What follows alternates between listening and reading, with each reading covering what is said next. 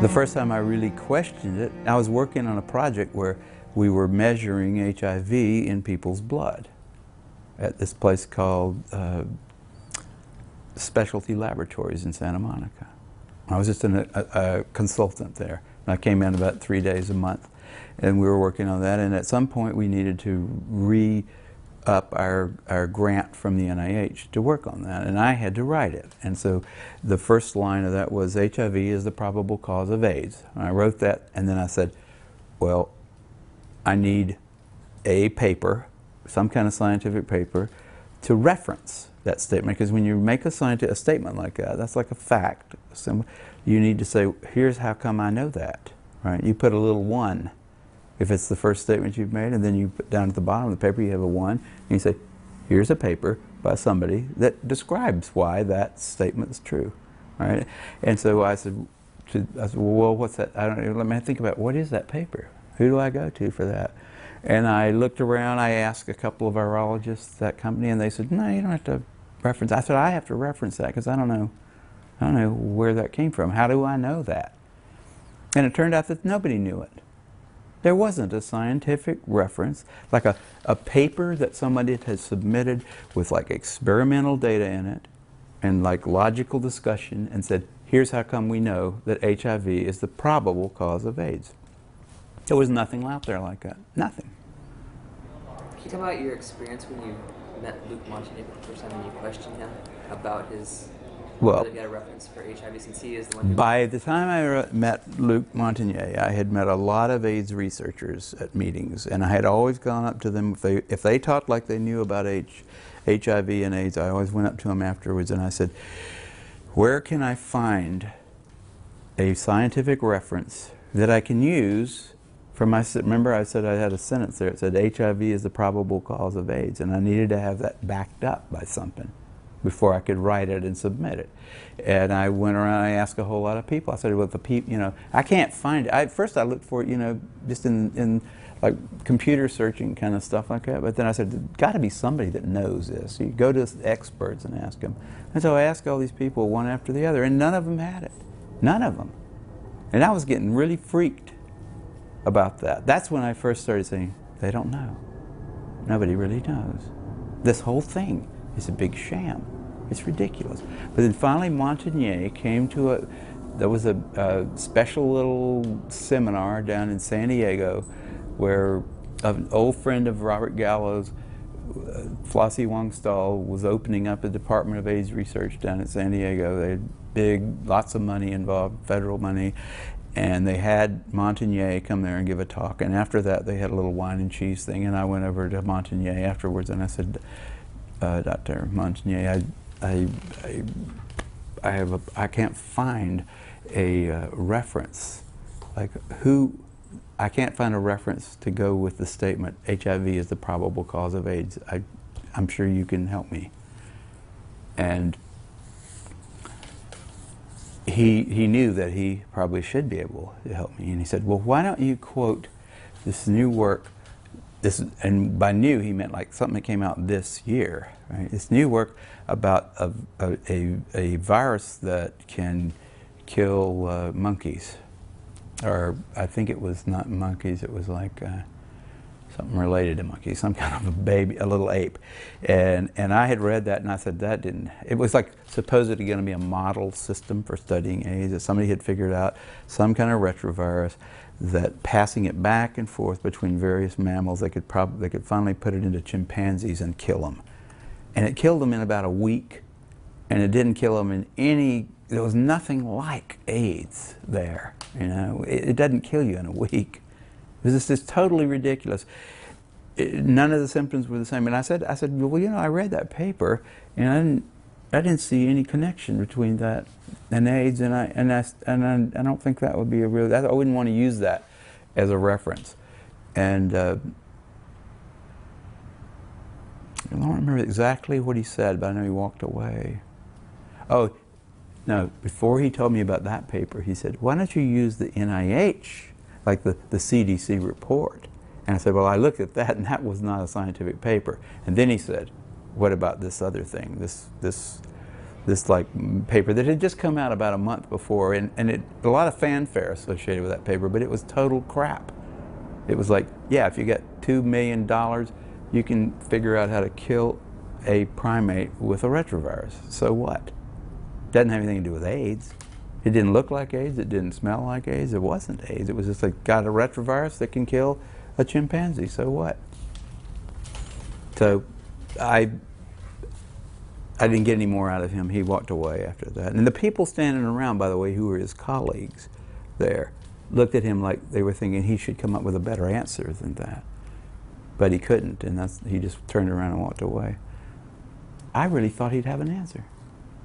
I really did. I mean, that was my last, I was right at the edge of my faith in the system, but I thought Montagnier will know why he thinks HIV causes it, and he'll tell me. He'll say, because of this study. You know, but he didn't have that.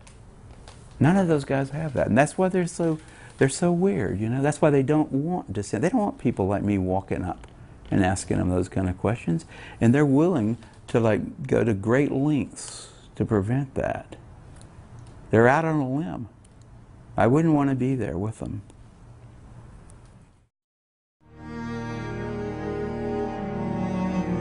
I was given the mission to develop an HIV diagnostic test, and it was sort of an unspoken tradition at Amgen that whenever we would launch into a product development effort, that we'd invite persons from both sides of an issue. And the only person that I knew was not entirely convinced that HIV was an important target was Dr. Peter Duesberg. So I called Dr. Duesberg to come out and give a seminar at Amgen, and he agreed.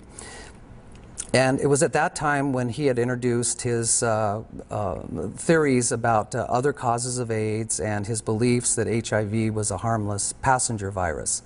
So that really is what planted the seeds in my life to start questioning the link between HIV and AIDS.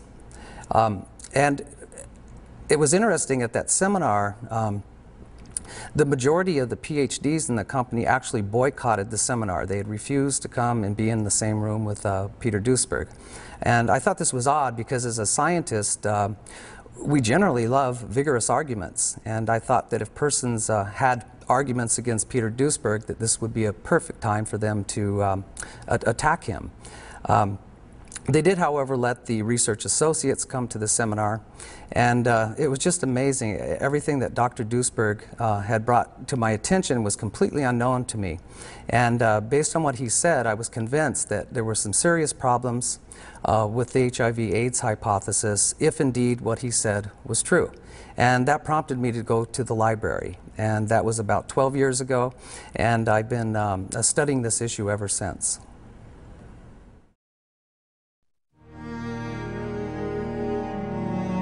I remember when I made the shift myself, because for the first few years of AIDS, I was reporting on this story from the conventional perspective. And then I learned, from one reason or another, I had a chance to go into it more deeply. I spent a week in the lab of a virologist in Germany who showed me the procedures that were involved in isolating and purifying viruses, showed me why he also didn't believe that this had ever been done with HIV. And gradually I understood the intricacies of this story, and that allowed me to make the shift. But I remember being resistant to thinking that I'd been reporting this wrongly all those years. It takes a lot of, you know, kind of movement inside to be able to change direction on such an important and emotive issue as the cause of AIDS.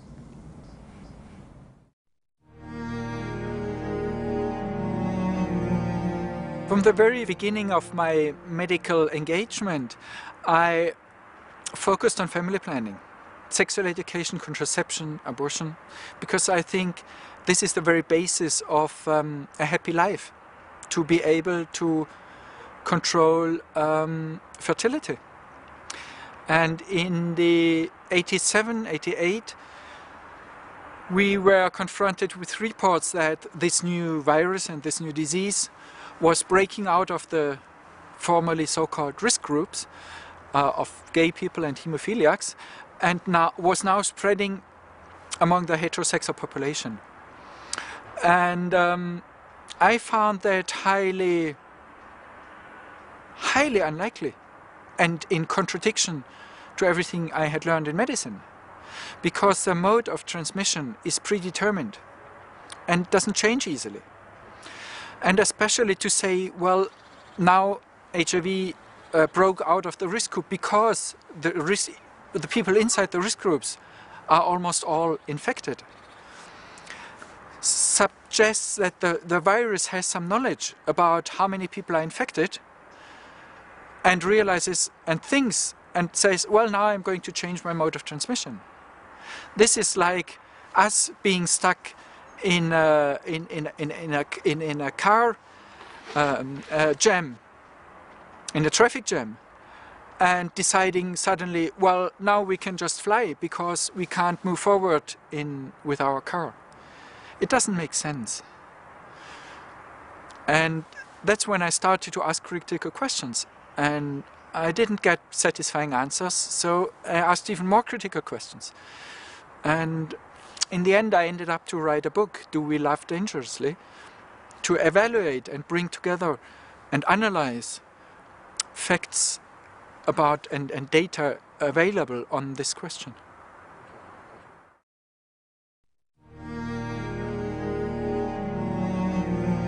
At the time, the experts were claiming, this is 1999, that there'd been 250,000 deaths in that year alone, in South Africa alone. And so it struck me that if one could verify that that was true, it was obscene even to continue the debate, and that if I could prove that, which I thought was just a matter of a phone call or two, it would end the debate, and the denialists and President Mbeki would have to sort of retreat into the corner and wear dunce caps. So I went out and started looking for corpses, and that's many years ago, and I'm still looking today. Did you find the corpses? I didn't, and I believe that the claims then emanating from the AIDS establishment were entirely preposterous. But how can you say that when millions of children, millions of men and women, and orphans have been said to die from AIDS? Look, let's just step back and look at the broad picture. When I was still naive about AIDS, I used to open the newspaper and I'd read that some astronomical and dumbfounding number of Africans was infected with HIV, 24 million, 30 million, whatever. So what you discover is this doesn't imply that that many people have actually been tested. is what has happened is that it's assumed that that many Africans is theoretically connected via tortuous mathematical models to a woman who tested positive in a government survey. What do you mean theoretical?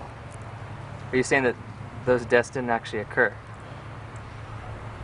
I can't give you a yes or no answer on that. This is a Buddhist thing. You have to... This subject requires the wisdom of a Buddhist. You have to be able to hold two possibilities in your brain at the same time. It's very difficult for most people to do. I can tell you this, however. There are no statistics elsewhere in Africa. They simply don't exist. There are simply estimates generated by people who have a vested interest in keeping this, in portraying Africa's AIDS problem as dumbfounding as possible. The sole exception is this country, South Africa. South Africa is the only country in Africa that has anything remotely approaching a vital registration system on the basis of which you can draw conclusions. So you're going to ask me about the numbers in the rest of Africa? I don't know. You can make up anything you want about most countries in Africa. Nobody would be any the wiser. It's almost impossible to check. You can sit in Geneva with your computer and generate estimates of whatever nature. They remain theoretical. This is the battleground. South Africa is the exception. It's the only country in the entire third world where it's possible to assess the accuracy of these theoretical estimates against real-life death registration.